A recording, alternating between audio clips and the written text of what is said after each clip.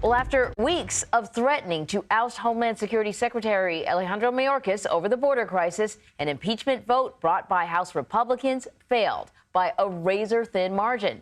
At the same time, over in the Senate, a bipartisan bill to address the crisis looks doomed, even though it included measures Republicans had demanded.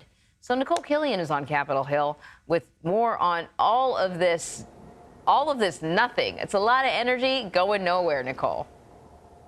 Yeah, well, House Republicans, believe it or not, Anne Marie, haven't ruled out holding another impeachment vote against Secretary Mayorkas, which would largely be symbolic even after last night's vote failed. In fact, the margin was so close that two members who were still recovering from serious medical issues had to come back to help out.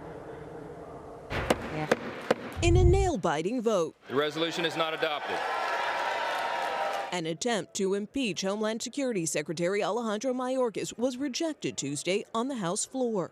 I would say it's a clown show, but that would be a disservice to actual working clowns. One of the deciding votes was Texas Democrat Al Green, who surprised colleagues when he showed up unexpectedly from the hospital after a recent surgery. He spoke briefly with CBS News from his hospital bed following the vote. Nobody on the Hill pressured me. I went there to help a good man keep his reputation. What they did was wrong. 3 Republicans broke ranks, joining the Democrats, including California's Tom McClintock. You're not concerned about any political consequences from your decision? When you're an outlier on a subject, you better be damn sure you're right. The defeat marks a stunning blow for House Republicans, who filed 2 articles that allege Mayorkas willfully refused to comply with the law and breached public trust. A DHS spokesperson called it baseless. What the hell just happened?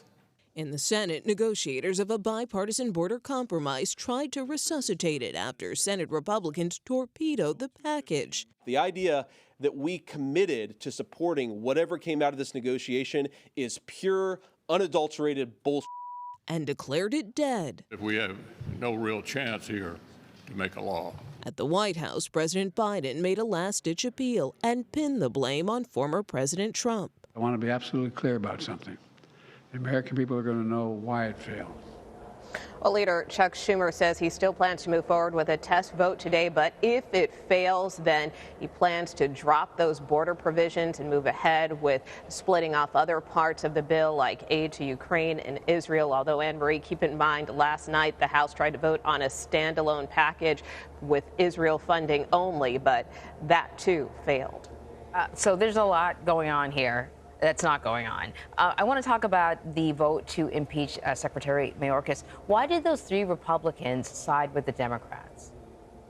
Well, a couple of reasons. Some were concerned, for instance, in the case of Mike Gallagher, that, this would set a bad precedent. You have others like Tom McClintock, who I spoke to, who said while he thinks that Secretary Mayorkas more or less has been a failure in his view, he didn't feel that it rose to the level of an impeachable offense. And then you have someone like Congressman Blake Moore from Utah, who didn't vote because he opposed impeachment. It was more a procedural step so that Republicans could potentially bring this up again. So currently, though, the impeachment did not move forward. The Senate bipartisan bill to fix things at the border, that's not going anywhere. The standalone Israel bill was unable to pass.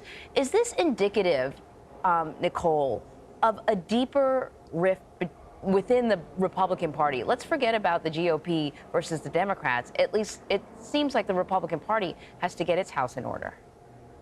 Yeah, well, I think you have to look at the total picture here. I mean, obviously, there was a premium put on bipartisanship and typically has been here in Congress. But you saw with that bipartisan border package, it sank faster than the stock market, right? So, I think the question is whether or not there is still this desire to work across the aisle. And of course, in an election year, that becomes very difficult, which to a certain extent is why many congressional Republicans seem to be digging in their heels. Obviously, many of them have been speaking with the former president, who has been very clear that he opposed that border package and believes this border issue is something that could potentially help him in the election, if he cast President Biden, as a failure at the border. So it's kind of a gift to Democrats, in his view, if something like this border compromise were to have passed. But,